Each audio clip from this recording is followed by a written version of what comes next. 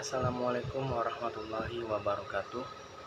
Perkenalkan, nama saya Habib Nofradiansa dengan NIM A1A221047, berasal dari Prodi Pendidikan Sejarah, Fakultas Keguruan dan Ilmu Pendidikan Universitas Jambi.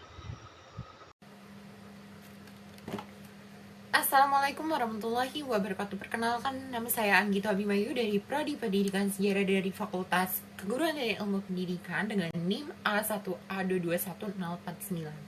Terima kasih. Pada kali ini di sini saya akan menjelaskan pengertian dari radikalisme.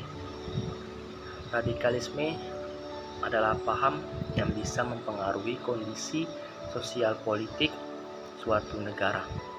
Radikalisme ini sangat erat kaitannya dengan konsep ekstremisme dan terorisme. Radikalisme adalah istilah yang penting diketahui siapapun. Radikalisme adalah paham atau aliran yang terkait dengan perubahan besar dan ekstrim. Radikalisme adalah gerakan yang sudah ada sejak abad ke-18 di Eropa. Kini radikalisme adalah konsep yang banyak ditentang dan diperangi karena banyak terkait dengan kekerasan. Pengaruh terjadinya faktor radikalisme. Yang pertama yaitu faktor pemikiran. Radikalisme dapat berkembang karena adanya pemikiran bahwa segala sesuatu harus dikembalikan ke agama, walaupun dengan cara yang kaku dan menggunakan kekerasan. Yang kedua yaitu faktor ekonomi. Masalah ekonomi juga berperan membuat paham radikalisme muncul di berbagai negara. Sudah menjadi kodrat manusia untuk bertahan hidup dengan ketika terdesaknya karena masalah ekonomi, maka manusia dapat melakukan apa saja termasuk meneror manusia lainnya. Yang ketiga yaitu adanya pemikiran sebagai masyarakat bahwa seorang pemimpin negara hanya berpihak pada pihak tertentu, mengakibatkan munculnya kelompok-kelompok masyarakat yang ingin terlihat menegakkan keadilan. Namun, kelompok-kelompok tersebut bisa dari kelompok sosial, agama, maupun politik. Alih-alih menegakkan keadilan, kelompok tersebut seringkali justru memperparah keadaan. Yang keempat, faktor sosial masih erat dengan hubungannya dengan faktor ekonomi. Sebagai masyarakat kelas menengah ekonomi, umumnya berpikiran sempit sehingga mudah percaya kepada tokoh-tokoh yang radikal karena dianggap dapat membawa perubahan drastis pada hidup mereka. Yang kelima yaitu faktor psikologis. Peristiwa pahit dalam hidup seseorang juga dapat menjadi faktor penyebabnya radikalisme. Masalah ekonomi, masalah keluarga, masalah percintaan, rasa benci dan dendam. Semua ini berpotensi membuat seseorang menjadi radikalisme.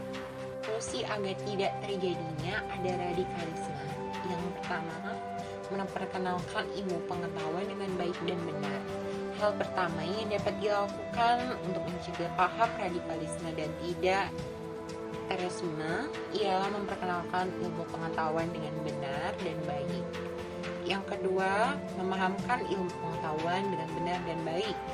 Hal kedua yang dapat dilakukan untuk mencegahnya pemahaman radikalisme yang dapat atau tindak terorisme ialah memahamkan ilmu pengetahuan dengan baik dan benar. Yang ketiga, meminimalisir kesenjangan sosial yang terjadi juga dapat memicu munculnya pahaman radikalisme dan tindakan terorisme. Yang keempat, menjaga persatuan dan kesatuan. Menjaga persatuan dan kesatuan juga bisa dilakukan sebagai upaya untuk mencegah pemahaman radikalisme dan tindakan terorisme di kalangan masyarakat, terlebih di tingkat negara. Yang kelima, mendukung aksi perdamaian. Aksi perdamaian mungkin secara khusus dilakukan untuk mencegah tindakan terorisme agar tidak terjadi. Yang keenam, berperan aktif dalam melaporkan radikalisme dan terorisme.